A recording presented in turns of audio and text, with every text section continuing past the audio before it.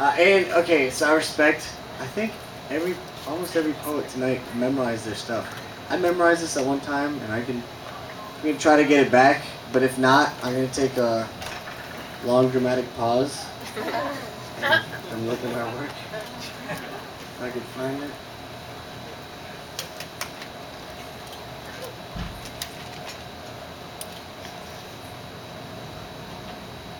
Last night.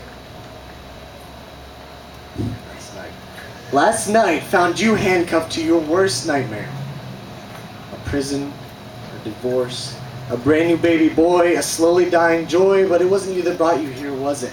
It was your mom, your dad, your second cousin, anyone who could be blamed for your painful circumstances that led you to your worst nightmare. Your daddy was a drunk man. He flunked, man, out of the second grade. He was bad at math.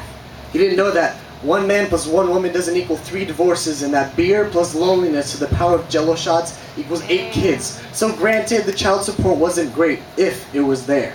He made life hard and didn't care, laying bare your circumstances that led you to your worst nightmare. Your mom? She was full of surprises. But not the birthday kind, more like the mock your very existence kind. You know, the one where she waits at home for you to roam in so she can load in every moment of failure and torment your soul. She breathed liquid sewage vile enough for the river Styx, and she made you swim in it. Wait a minute. She brought you to the pain that led you to your worst nightmare. You were poorer than your friends, didn't meet loose ends, always with the Chevy, never with the Benz. Couldn't ever see because you couldn't buy the lens. Wow. Your poorness spawned your greed, which led you to just a little more and I'll be there. Turns out just a little more means skipping on your taxes, which means the IRS got some practice and audit. Your worst nightmare. Long dramatic pause. Then there's that bully who hurt your self-esteem, the teacher that told you were a failure, the bad neighborhood, always being misunderstood, or crazy Uncle Bill. He had the perfect name selected. Or so you found out, and now you got molested.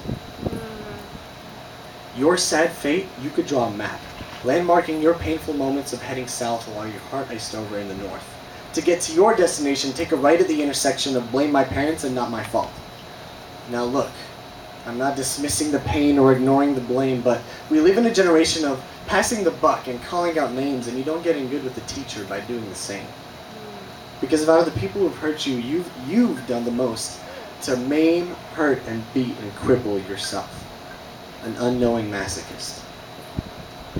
Though your daddy didn't care, your bitterness became venom, poison to your decisions. Your mom derision didn't spawn your condition. You've been preventing your hatred's remission. If your anger was a theme park, you've already paid the admission. But you couldn't go through life and ride rides with people for whom love isn't exactly the word you'd use to describe your relationship. So you eat your cotton candy and have funnel-cake visions of what it would like to be to spend time with people who've never hurt you. But that's the problem. Because when the sun of painless friendship shines, there's always a curfew. Now as a church, we've been called out of calling names and called to overcome by the blood of the Lamb and the word of our testimony. That it's not about the money or lack thereof or someone's harsh words, but a future above this nonsense of blame. Christ came to proclaim that our suffering cannot be compared to this glory revealed in us. It is this glory you're postponing with accusatory moaning and give the slip groaning. So stop eating chicken liver when bread and wine have done the atoning.